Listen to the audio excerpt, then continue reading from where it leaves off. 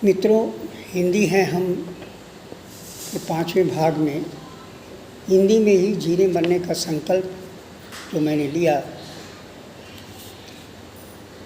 तो पढ़ने के दौरान अभिजात वर्ग के द्वारा हिंदी एक दलित भाषा रही।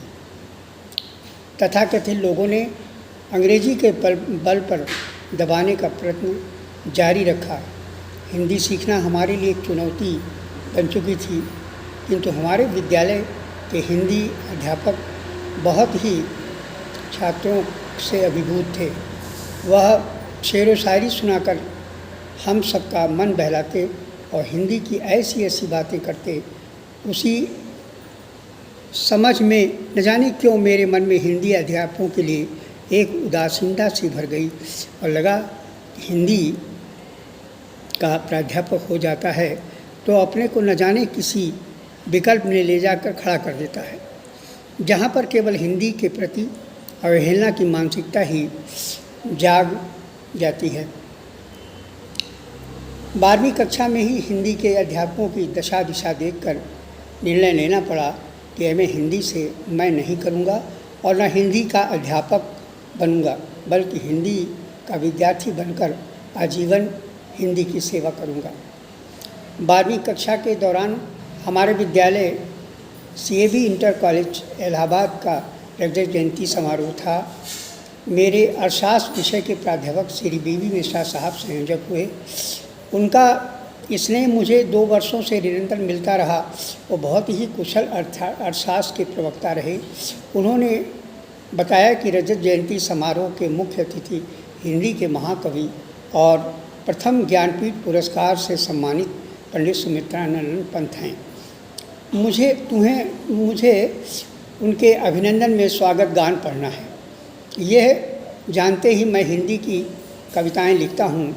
मेरा मन मना करने पर भी वह नहीं माने और मुझे प्रधानाचार्य के समक्ष प्रस्तुत कर दिया।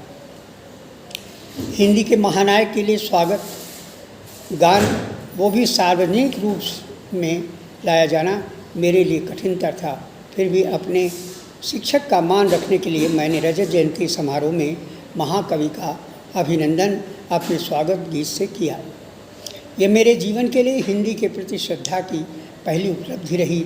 यहीं से हिंदी के प्रति मेरी आस्था और मजबूत हो गई और अधिक हिंदी को सीखने का प्रयत्न करने लगा। अंग्रेजी को तत्कालीन वर्चस्व को नकार कर हिंदी का दामन अपनी 12वीं कक्षा से ही पकड़ लिया और भविष्य की चिंता नहीं की। वर्तमान में जो जीता है वही भारत का अच्छा सपूत है। हिंदी हमारी तरक्की की सीढ़ी हो चुकी थी और हिंदी में ही जीने मरने का संकल्प लेना पड़ा, बस चल पड़ा। आज मैं अर्थशास्त्र के प्राध्यापक श्री BB मिश्रा जी का ऋणी हूँ, जिनके कारण सार्वजनिक रूप से हिंदी से प्रवेश करके उसके अवसर मिला। उनके 2-3 पंक्तियों के वाक्य ने हिंदी मातृभाषा के प्रति अगाध प्रेम उत्पन्न कर दिया। वास्तव में अंग्रेजी का पतन हमारे भारतवासियों के कारण हुआ। ये टूटी फूटी व्यक्तियों द्वारा अंग्रेजी का प्रयोग करके अपने को लाट साहब समझते थे, पर वह यह नहीं जानते कि अंग्रेजी के फनकार कारक यही बनेंगे। हिंदी वालों को तो अंग्रेजी से कोई मतलब नहीं था। वो अपनी दिशा में शांत अविचल भाव से सुदृढ़ करने में लगे और उसका परिणाम हुआ कि आज हिंदी किसी की आश्रित नहीं है।